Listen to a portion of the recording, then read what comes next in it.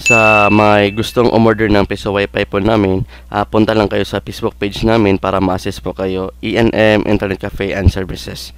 Salamat!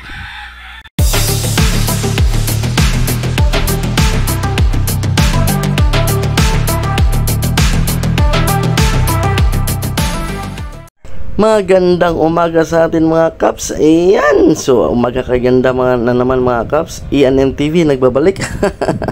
So ito po yung ating box na gagawin, another stock for this year. Ayan, so marami po tayong mga stock ngayon mga Kaps para sa ating installation. Ayan, so mga nagpapareserve or nagbabalik na magpipiso wifi, huwag na kayong mag-alinlangan sa amin mga Kaps. ENM TV or ENM Internet Cafe and Services sa Facebook page.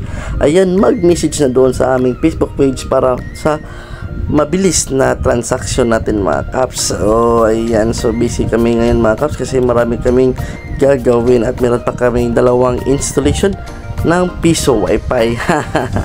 So ayan po, so nagpe-prepare na po kami para doon sa installation namin at medyo malalayo pa yung pupuntahan namin mga Kaps. Ayan, so sa unang area. Okay, ayun mga Kaps, so punta kami doon kahit malayo. Is kung nadideal natin yung presyo is walang problema. So kung malayo dito sa aming area is may additional charge kami for delivery or installation and installation. Ayan, installation charge. Ayan mga Kaps, so kahit saan kayo dito sa amin mga Kaps, basta i-deal lang natin ang presyo, walang problema sa amin yan. So i-deliver namin yung unit at sa gusto namang hindi para makatipid kayo is mas maigi, i-pick up na lang ninyo sa shop namin mga Kaps at didimuhan na lang namin kayo kung paano i-assemble yan mga Kaps. Is napakadali lang naman yan.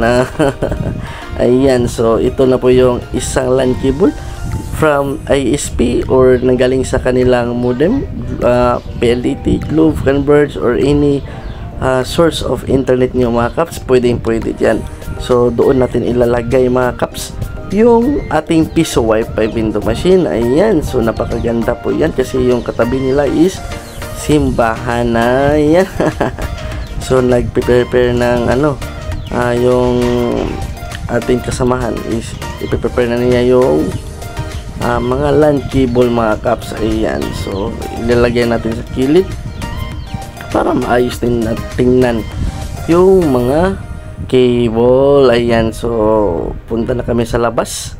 Ayan, napakaganda po mga Kaps kasi talagang sila lang po yung may piso wifi dito at may katabing simbahan. Ayan, so ito po yung antena natin, EEP110 TP-Link. Ayan, so natapos na po mga kapiso. Ayan, so napakaganda.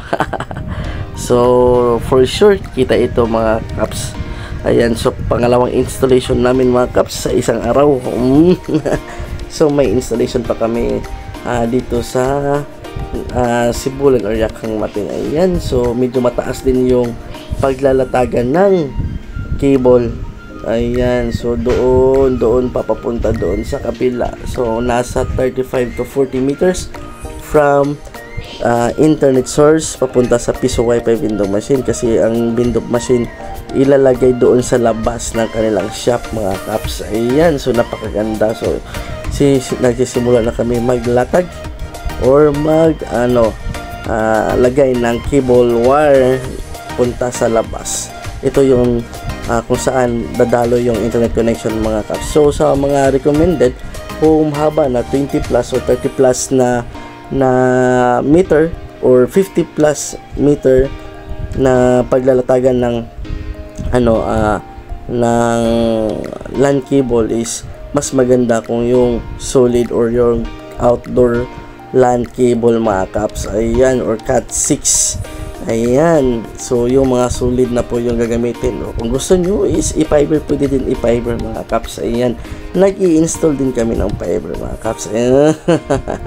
So ayan po mga kapiso, punta ito sa labas na po mga Kaps, papunta doon sa piso wifi window machine. Ayan, napakaayos po.